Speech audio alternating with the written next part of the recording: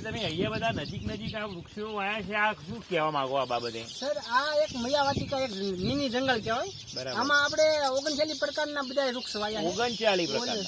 બરાબર. 387 છોડવા છે.